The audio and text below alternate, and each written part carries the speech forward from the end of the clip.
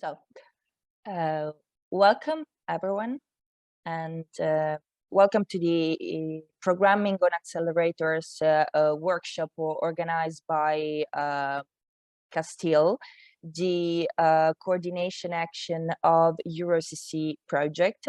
I'm Martina Di Renzo from Cineca, the leading partner of EuroCC Italy, and I'm going today to manage the event. I start by presenting you how the event is structured, and so I share the agenda.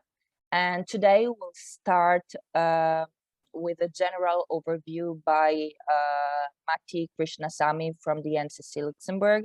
He will go in depth with the JPU architecture and the CUDA programming model. And he will explain how to program the GPU with a particular focus on the memory management, which represents always a problematic issue for this type of device. And lastly, he will present some algorithms and a related final demo. And then second speech will be by Özkan Dulger by NCC Turkey. And we'll deal with performance optimization and efficiency. And we will see how to optimize the use of a GPU, both from the point of view of memory and computation. And then we will look at how to optimize the two main features of HPC. And the third and final speech will be by Luca Ferraro from the NCC Italy, and he will address the topics of parallelization and the use of multiple GPUs. And so we will touch the parallelization of intra-GPU execution, and then he will extend the discussion to the multi-node execution. And it will be presented how to use the entire cluster to perform computation and decrease the time to solution. And finally, he will conclude with a final demo. And given the size of the workshop, we will leave a 5 minutes break between one presentation and the next. And we will conclude with a Q&A session to give you more space to pose your question. And but before going to the first presentation, I will show you a brief video of a couple of minutes reporting a brief overview of EuroCC and CASTIEL activities. Ranging from the areas of health and food security to energy and the environment, we are facing more and more societal but also technological challenges. High-performance computing, or HPC, in combination with HPDA and AI, provides the means to tackle not only these large, complex problems, but also to widen further use and uptake of iterative modeling and simulation technologies in academia, public administration, and industry by processing massive data and performing complex calculations at high speed. But what is the value of such a toolset without the competence to utilize it best? Thus, the European High-Performance Computing Joint Undertaking addresses this field by implementing the EuroCC project as part of their funding activities. Within the EuroCC project, National Competence Centres, or NCCs, are created over a period of 2 years in 33 participating countries. These NCCs are intended to serve as a single point of contact in each European country, bringing together the national stakeholders and thus boosting the use of HPC and associated technologies. To maximally utilize synergies between all participating countries and national competence centers, the coordination and support action, CASTIEL, is in place and active on a cross-national European level. By providing access to the excellent toolsets and enhancing European competitiveness as a whole, we can better face the challenges of our time. Visit us at www.eurocc-access.eu.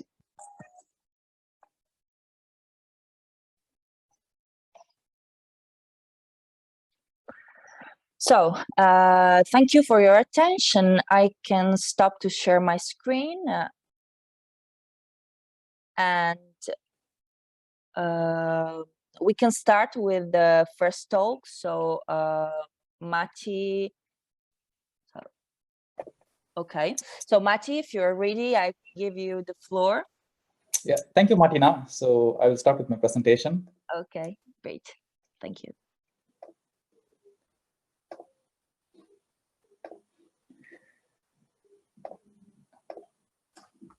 Can you see my screen now?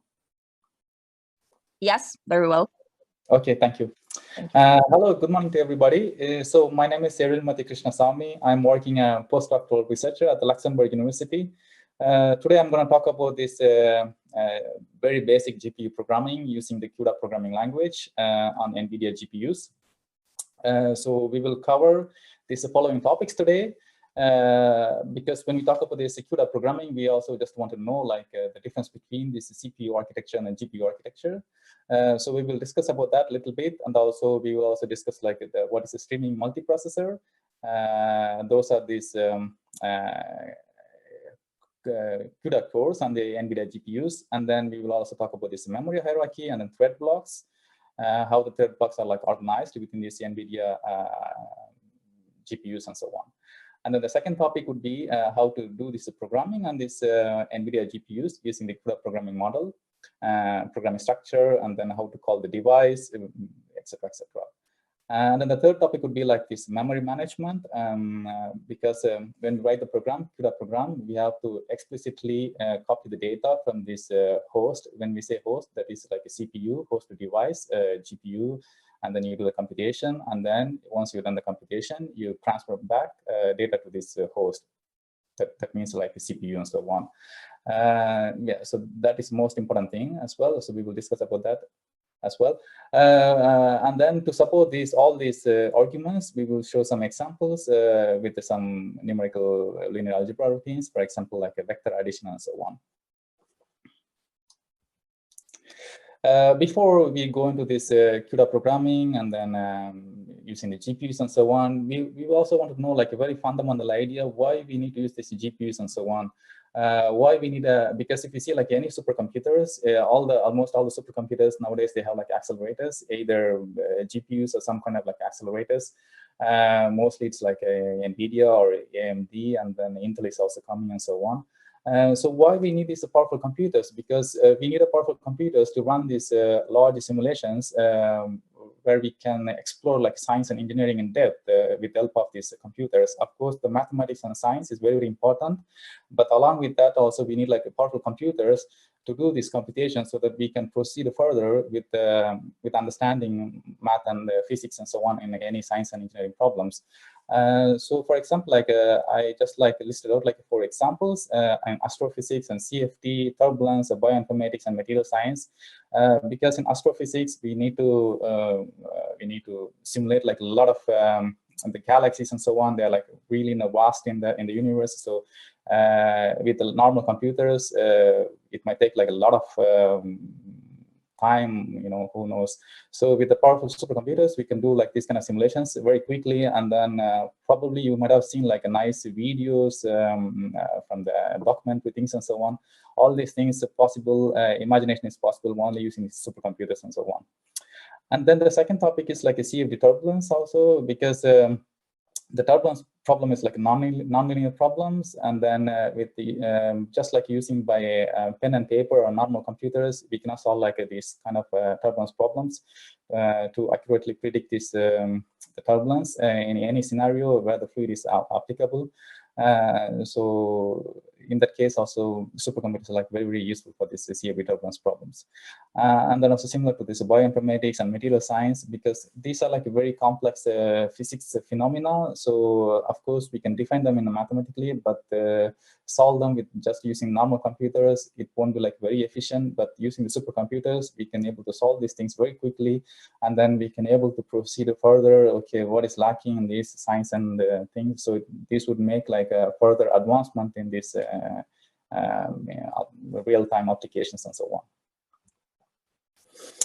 Before I just said like some examples, now I'm gonna say like with numbers and so on. So in any like in science and engineering and artificial intelligence, we just need to do some arithmetic computations. For that, we need computers. And then in science and engineering, the problems are like defined by these partial differential equations. But we cannot solve these partial differential equations by hand or analytically because some problems doesn't even have a solution. For that, like we humans, we have invented like very long back ago, or still we are progressing on this direction, like numerical methods. Like this is the method kind of like approximate these differential equations. So when we use these numerical methods, we end up solving like matrices and vectors and so on. So to solve these things, we need like really powerful computers, because if it is like a 10x10 matrix, and then you can easily solve with a pen and paper or just like normal computer. Even if it's like even bigger, you can solve with normal computers, because the normal computers nowadays you have like this multi-core architecture, like more than 5, 6, 8 cores and so on, you can solve. But if you have like really huge, large volume of matrix and vectors, you cannot solve with the normal computers. Then you need these super powerful supercomputers and so on. Even also the artificial intelligence, machine learning, we say like this very popular trending word nowadays, but these things also still need to do like a lot of arithmetic computations. For that, like we need like really powerful computers and so on. So, today the topic is about like GPUs, but also we want to know like what is the main difference between the CPU and GPUs? Why do we talk about the GPUs? What is this mysterious behind these GPUs and so on? The main differences between the CPU and GPUs, the GPUs has like many cores compared to CPUs, as you can see in the picture in the right-hand side from my screen, the green small boxes and so on.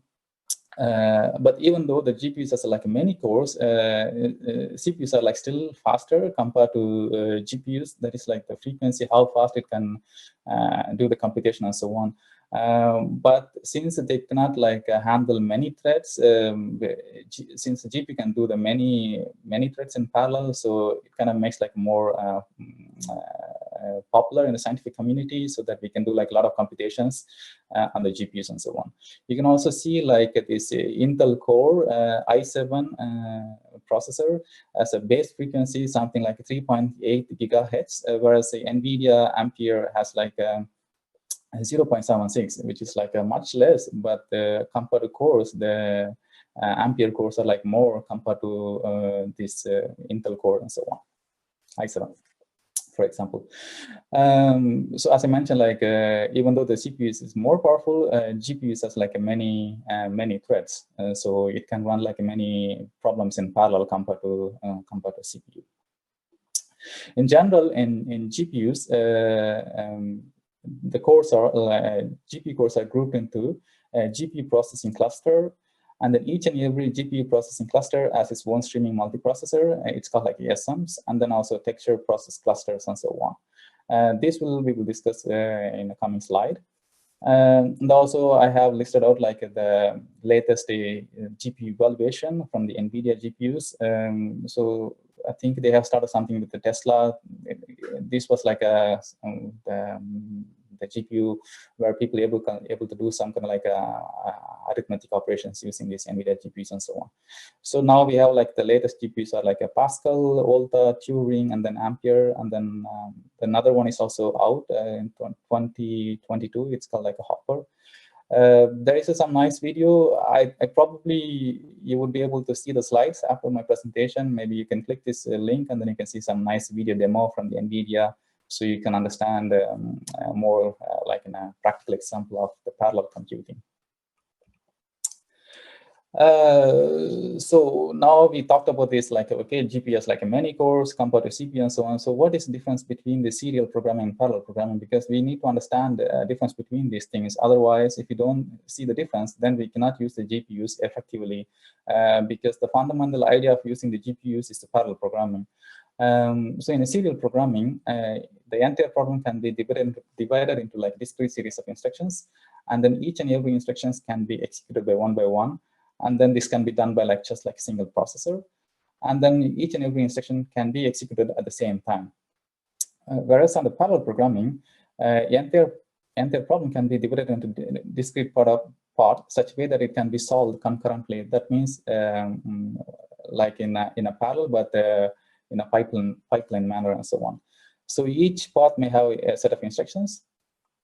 Each part's instructions are executed different to thread and processor. So as we say here, like the parallel programming, so we have like a many parallel processor. Each and every parallel processor can execute different instructions or same instruction with a different data set and so on. So since it's like a parallel execution, we need to do some kind of like control things because we want to have like a control over the program, because if you do like many things parallel, sometimes if you don't have a control over the program, then the results might be wrong at the end and so on. So nowadays, both the CPU and GPU and other processors can like embedded architecture can do this, can support this parallel programming and so on.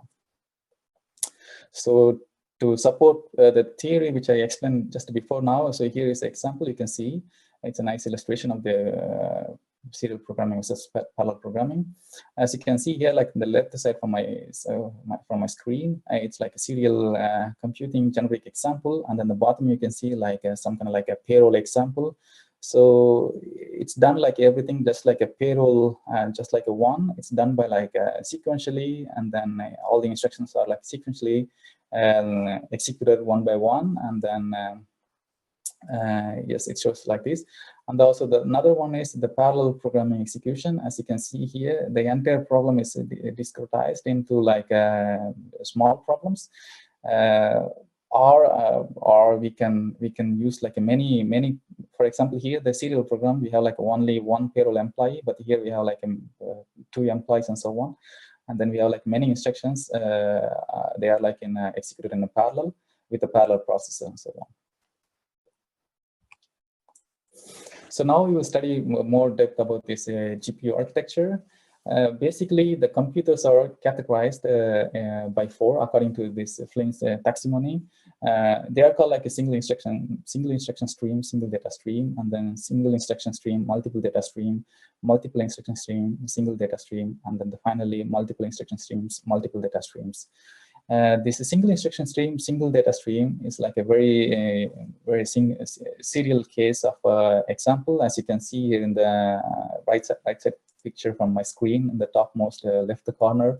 And then also the single instruction stream, multiple data stream, it's kind of like a very useful for like science and engineering application, because when we do like a vector addition, we just need to have like one instruction like addition, but we have like different data.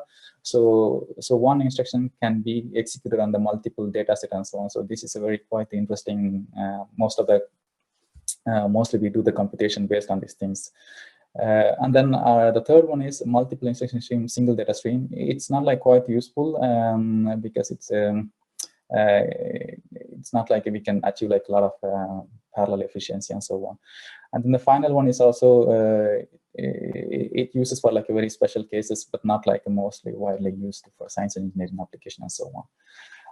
Finally, so why I talk about this thing is that because I just want to say what is a GPU architecture, because the GPU architecture is based on the single instruction multiple threads. That means so every thread can execute the same instruction but using the different data and so on. So that is a specialty, whereas on the CPU the one is one thread can process like many data with using the single instruction, whereas here on the GPUs we can do each and every data can be executed on the single thread and so on. So that is called like it's SIMT. So I have listed out, I just like put some points about these latest GPU architectures, and then their how the cores are like organized there and so on. For example, like Ampere as like GPU process cluster, 7 GPU process cluster, and then 42 tensor process texture process cluster, and then 84 SMS and so on. Similarly, the Volta is also similar configuration and so on. The main interesting fact is that like each and every SM, like streaming multiprocessor, you can see here, in the right-hand side of the picture from my screen, in the bottom one, you can see like I just like enlarged one small block that is called like one streaming multiprocessor. And then you can have like a 7 GPU processing cluster. In the top you have 4, and the bottom you have 3, and so on. So each and every streaming multiprocessor, you have like a L1 cache up to 128 kilobytes, and also L2 cache is like a shared between these graphical GPU processing clusters. You can see like this blue bar between these four GPU processing cluster, and between the 4 GPU process cluster and then the 3 GPU process cluster, and so on.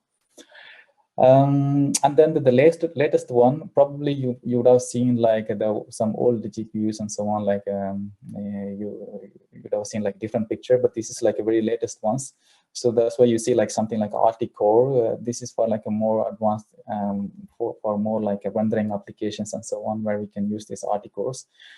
And then also the latest GPUs are like tensor cores, where we can do like multi-precision computations.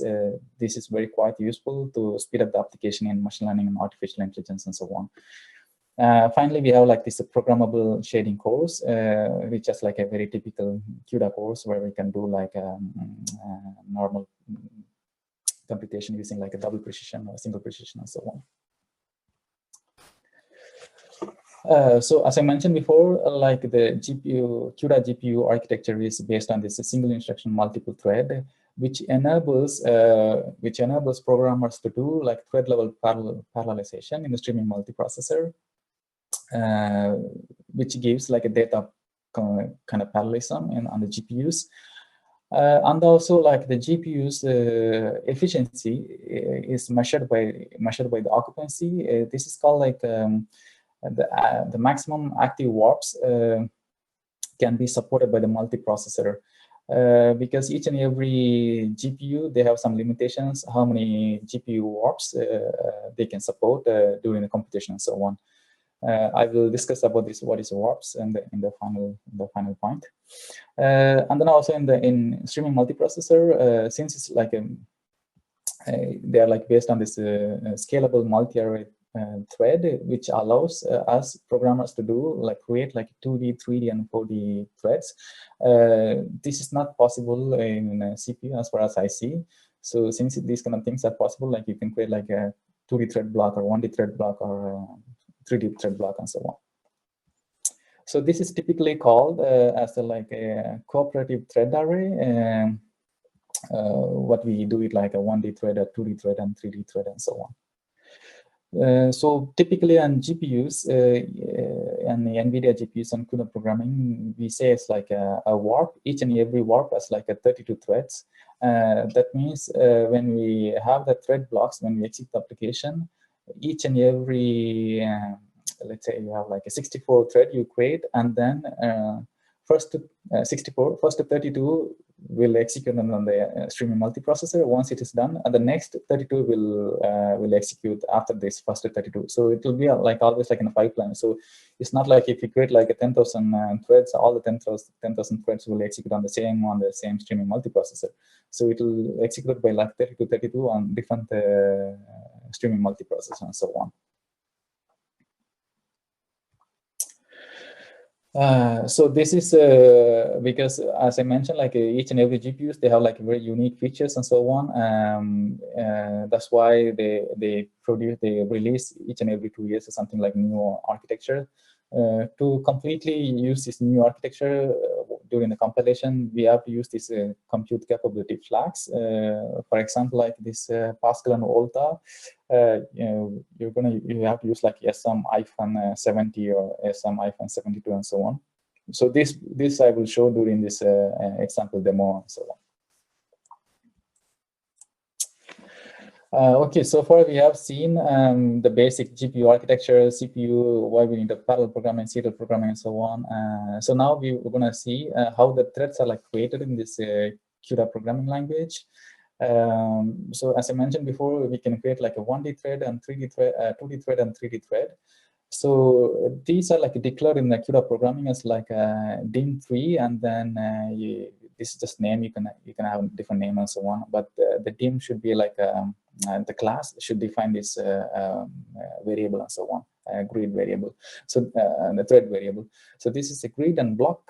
So you can have like different dimensions. There's a first example, the 2D grid and thread block. It has like you can see like 3 columns and 2 rows, and then each and every grid you have like 4 columns and then 3 rows of a thread block that you can see in the top picture from right hand side from my screen and so on. And then also another example like a 1D grid block and grid and thread block. This is also a similar thing that you can see in the picture in the bottom one on the right hand side from my screen. So to get this the index, you need to go like a block IDX and the multiply block dimx plus the thread IDX and so on, and then you can get like for example, if you want to get like a 515 thread, you have to use these calculations like 2 multiply with the 256 plus 3 and so on. Okay, so finally, so we know like these thread blocks are like existing in CUDA programming. So how do we call them and so on? So for example, like I just want to give you some quick example here. So this is like a hello world example that we just like imagine that you have like main program and then you just call the hello world program that prints this hello world. But whereas if you want to call this function in the CUDA programming, we have to have like this bracket within this bracket. Between this this bracket should be located between this function and then the function call arguments and so on. So you open a new bracket and then you include here like a grid and block. So this we will see more in detail during this demonstration. So these are the main important the variables we need to remember when you do this CUDA programming. So grid dim specify the number of blocks in the grid, and then the block dim specify the number of threads in the blocks and so on.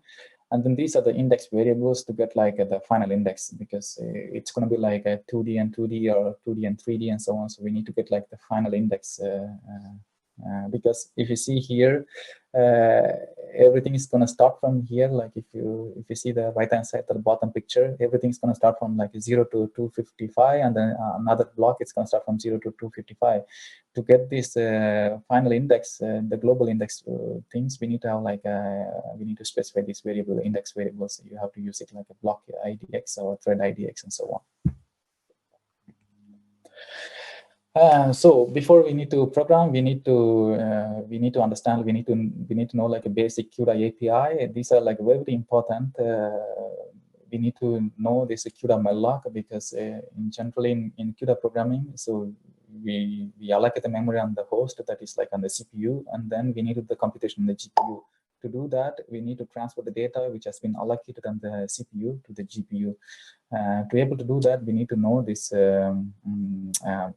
malloc. Usually you allocate the memory on the GPU, and then you transfer the allocated memory on the GPU to CPU to GPU memory. And then finally, we have to do this CUDA free to release this memory. And then the synchronize sync threads.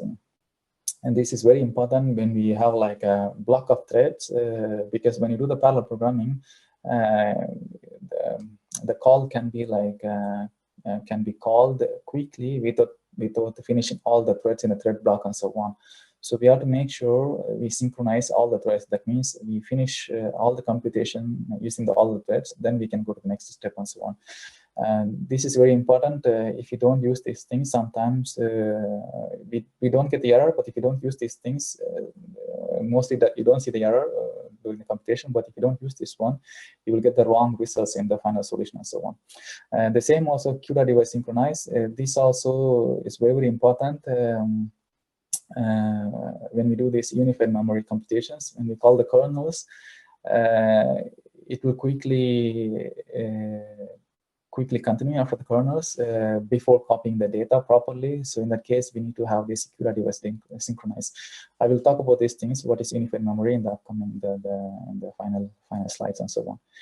And this is also like the CUDA malloc managed for this allocating unified memory, because typically on CUDA programming, you can do two things. One is you can explicitly allocate the memory, and then you can transfer to the CUDA GPUs, and then you can do the computation, and then you can transfer back to the data to the CPU and so on. Or else you can just allocate the memory on the GPU, you can do the computations, and then you can do as a normal. You don't need to do any data transfer and so on.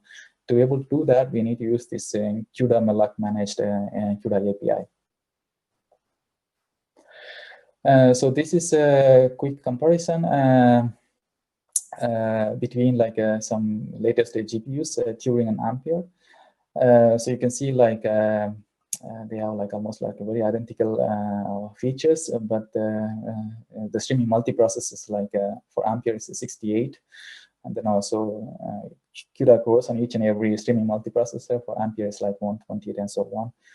This is just to give you an idea. So what is happening? Because when we say like, because in the slide I mentioned that like we need to add like these things, compute capability flag during the compilation to be able to get the full support of the particular GPU use. So we need to know also like the GPU's features as well before we need to use them and so on. So this is just to give you an idea of this, some of the features of these latest GPUs and so on. This is also one more thing. So because this is just to give you like an overview, the global picture, but also we want to see like what is happening with the streaming multiprocessor and so on. So how many threads, warps it can support, like almost like a very identical 32 and 32. And then this is the compute capabilities, so we have to use them and, during the compilation flag. And then also you can see like maximum thread blocks, 32, and then maximum threads, each and every streaming multiprocessor they can support. Beyond that, they have to be in a queue. So and then maximum registers they can support and so on. So this information could be quite useful when we do like a really larger simulations on the GPUs and so on. So if something goes wrong, and then we can look back these things. Okay, this is what happening, and so maybe I should follow up with this. I should keep in mind these numbers and so on. And then the interesting thing is that like in these GPUs, you have like a freedom to configure, like reshape your memory, the shared memory size, because we talked about this cache, L1 cache, L2 cache, and then shared memory. The memory that close to the chip, they're like very faster. So in case if you want to access the variable, or you have to keep the variable very close to memory quite often, then you can use this shared memory and so on. So you can also resize these things. And then you can do this like up to 228 kilobytes on the NVIDIA Hopper and so on. I think you can also do with the L1 cache also with the shared memory. So if you want the L1 cache more, you can reduce the shared memory. If you want to more shared memory, you can reduce also L1 cache and so on. So it's up to the programmer's problem approach. This is also very important before we start to do this CUDA programming, because we need to know, of course we want to run the code on the GPUs, but how do we tell the GPUs to execute this part on the code on the GPU and so on? To do that, we need to add this qualifier. It's called like a function qualifiers. The device, the device means like this function only executable on the device, and then only callable from the device and so on. And then this is global, this is executable on the device, but it's callable from the host and also device only after the compute capability 3.2 and higher and so on. And then this is a host function qualifier. This is only executable on the host and then only callable from the host and so on. And then if you want to have like some inline function to be executed on the GPU, you can also do this function qualifier and so on. So this is just to run your functions on the different level on the CUDA programming. And then the bottom table shows us like how do we declare the memory on the GPU and so on. So when you say device, it's the memory stays like on the device, and then it stays like until the thread blocks or like doing the computation and so on. So that means like a application, entire application, the device can be visible to the threads. And then the constant is also like visible to the application until the threads are like doing the computation and so on. And then the final one is like a shared memory. So this shared memory is not like applicable for the entire grid and application. This is only visible within the thread block and so on. So you have to be very careful when you use this shared memory, how to use them and so on, because sometimes it's not like very straightforward. So you should know where to keep the variable within the thread block and so on to have like a very good computation solution. So now we have seen like so far many the CUDA API, GPU architecture, and then difference between a serial parallel programming, and then some motivation why we need to know these supercomputers and so on. So now we will see like simple hello-world program from this CUDA example. So the main idea here is like we use the GPUs, either run this part of the computation on the GPU or entire computation on the GPU. For example, in this case, we're going to run this, how to print this all over the application on this GPUs. So to do that, as I mentioned, like we have to ask this function qualifier so that it can recognizable on the GPUs. You can see like the right-hand side of the picture from my screen. The top one is like an example of the C program, and then the bottom is like a CUDA program. The C program is just like runs like a normal one. You just call the function and so on. But whereas on the CUDA program, we just need to have like this global so that it can be executed. This can be executed on this GPU. And then also I have added this synchronized thread, and then also I have also added this CUDA reverse synchronize to make sure that like all the threads are like synchronized before it can continue to this after the CUDA function call.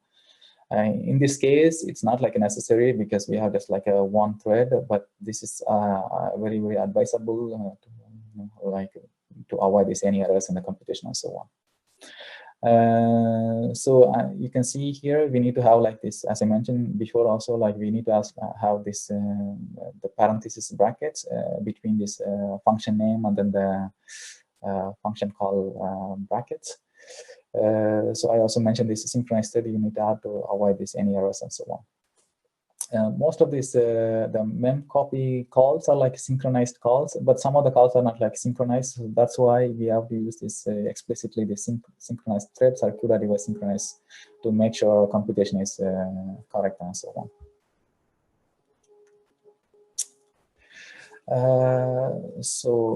And then another one is we're going to see this vector addition example. So here we know like there's a very standard application like standard numerical linear algebra routine. We have like two vectors and then we want to sum these two vectors and so on. So basically what we do here is that like first we need to initialize the memory on the host. So we need to initialize like A vector and B vector, and then I just call it as like CS like out. And also we also need to do the same thing also like on the GPU. We also need to initialize the memory on the GPU using this CUDA malloc. So I call it as like a device A vector, device B vector, and a device out. And then we also need to initialize these two vectors on the host. So as you can see here, like A vector and B vector and so on. I initialize some values, just 1 and 2. And then we have to do this transfer the initialized value from CPU to GPUs because we want to do the computation on the GPUs. For that, we need to have some initialized values on GPUs. So we need to do this CUDA memcopy, and then we copy from host to the device. Here the host is like A and B, and device is like D-A and D-B and so on. And then we are creating this here, the thread block here. This is just an example. I'm creating like 64 thread blocks. And then we're going to call this a function. I'm calling the kernel function. So you can call here like a grid and then the block and so on. And then once this computation is done, we have to we have to do this mem copy because, of course, in the GPU, we done the computation. At the end, we want to get the solution from the GPU back to the CPU and so on. So then we have to do this mem copy again, and then this time we have to do like device to host.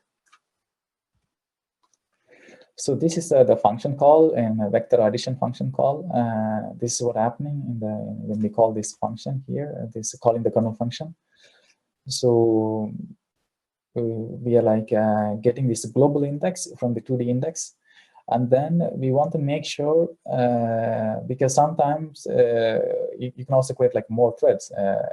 It doesn't have to be like exactly the number of the vector size you want to add or multiply. It can be many threads, but if you want to make sure like only the needed threads to access this computation, you need to put this some kind of like condition here. So I put like only the threads are only allowable, size of n and so on. And then we do the finally synchronized threads. So it does this vector addition. And then finally, as you see, like here, we copy back this data to this D out. And then we do this CUDA free. We release this CUDA memory, and also we release this host memory and so on. So this is a very simple case. And then we will go next into this matrix multiplication. So here you can see matrix multiplication function in C and C++. We need to use like 3 for loops because it's like 2-dimensional and so on. So this is probably you might have known like most of you what is happening and so on. I will just talk about this the GPU function matrix multiplication one. So here we want to have like a threads the global index in a row and column, and then we just want to specify the width, because we're going to do this matrix multiplication using this phenomena, like each and every the piece of row from one matrix and piece of column from another matrix. We're going to multiply them, and then we're going to sum up them in a one index in the product. To do that, so you can see like each thread compute one element of the blocks of matrix and so on. So then here it goes with this the size of this one column actually.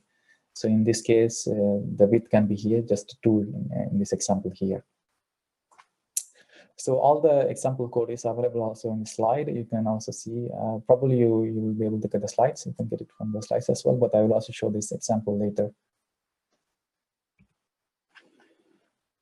So the same example there, which I shown you before, also this vector multiplication, vector addition. And so here we also need to specify the same thing, allocate the memory and so on for the CPU, and then for the GPU also we need to allocate the memory. And then the initialized value should be copied back to this, copy to the GPUs. And then we create this here, the thread block. This is just for example for like a 2D thread block.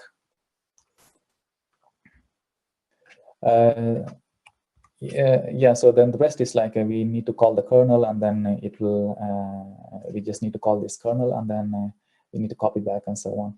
So this is also, I will show you more example in the demo. So finally, yeah.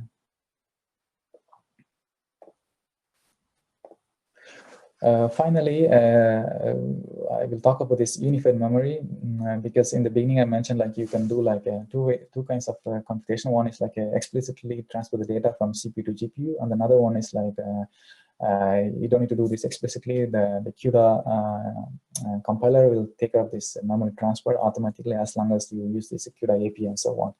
So by doing that, you can see like that there is a comparison between here, like without unified memory and then with unified memory and so on. We almost like we eliminate like 4 steps compared to without the unified memory, which is quite simple because as a programmer, we don't want to think about like so much complicated routines and so on. So you can eliminate almost like the 4 steps and so on. So we can eliminate this. Or like the host memory, and then transfer the data from host to the device, and then device to host, and also free this host host memory and so on. In the bottom, you can see some picture to visualize these things. So when you can see like the left-hand picture shows like without the unified memory, and the right-hand shows like with unified memory. With the unified memory, you can see that the entire memory has become just one memory where both the CPU and GPU can be accessible and so on. So this makes like more simple for the programmers, but it doesn't mean that it's going to be like a faster compared to doing this explicit memory declaration. So at the end, in the back end, it's happening with explicitly, but the CUDA compilers, it gives us like more free accessible as a programmer, so you can simply use this unified memory programming concept. So finally here you can use this CUDA malloc managed. You can see like I already commented out all these host to memory routines. You can just directly do this instead of CUDA malloc, you can just do the CUDA malloc managed. You can just declare the memory size. This can be accessible both from the CPU and GPU and so on. And then when you use this in unified memory, we should use this always CUDA device synchronize. Otherwise, we might end up some kind of like error in the solution and so on. So I will jump into now quick demo session. So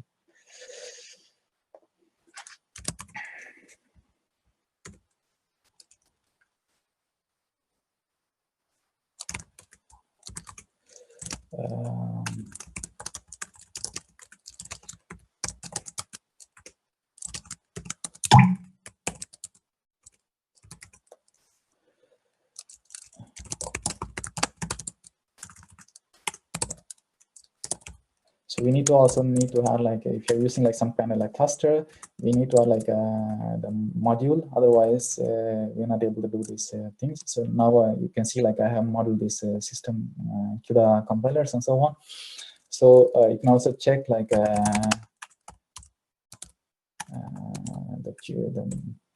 GPU that you're using here. For example, I am having this Ultra GPU here. You can see the CUDA version here and things, and some of the memory usage, what is happening here and so on. But also I have like a very simple example to show you. So this is where you need to use like this compute capabilities, because this is Ultra. So for Ultra, we have like a for Ultra, we have like this, we have to use like this support of the streaming, like a SM70 and so on. And then I'm gonna use this check. This is simple program to check your CUDA device, query your CUDA device. So this is just the one device I have, and then you can see like Tesla, and then this number, the Volta 100 and so on. A global memory, shared memory block, the warp size is like 32 and things. So you can see like some basic information about the GPU that you're about to use and so on. So we will see now a simple hello-world example.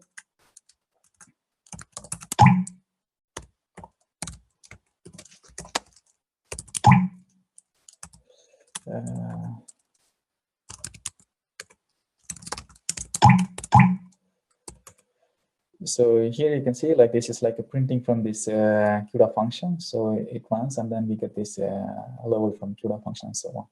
So next I will show you this vector addition on the GPU.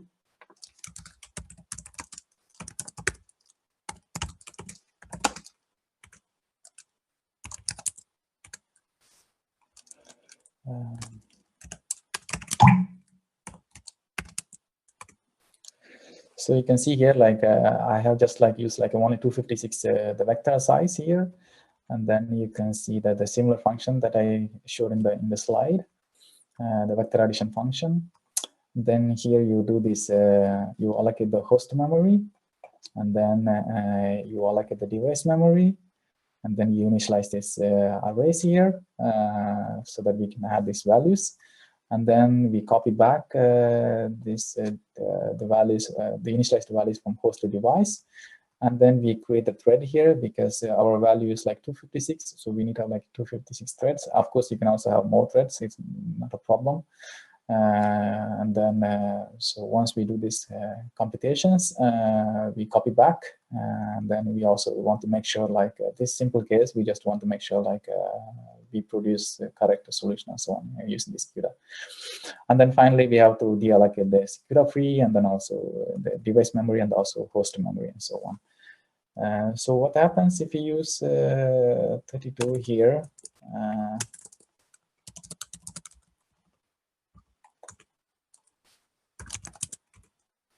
Yeah, still it's working, you see, because if you see here, I put like this condition here, so it should, the threads can only accessible this the index variables within this the size of n and so on.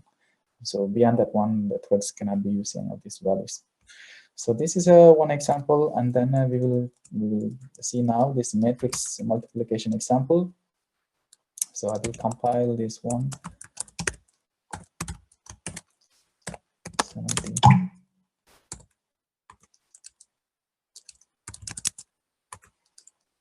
So I will just specify a number. So what happens here is that,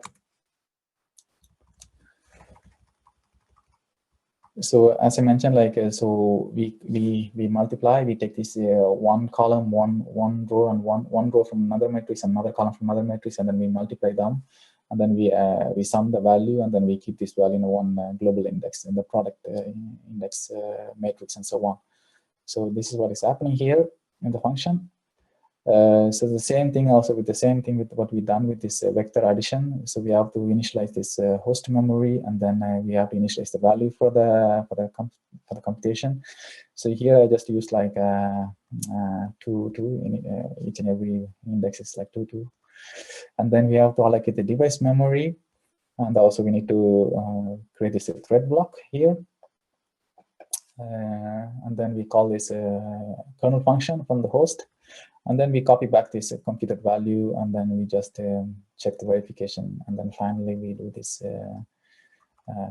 CUDA free. That means release this host device memory, and also free means just host memory and so on. So the final example would be, right now I want to show you this unified memory. So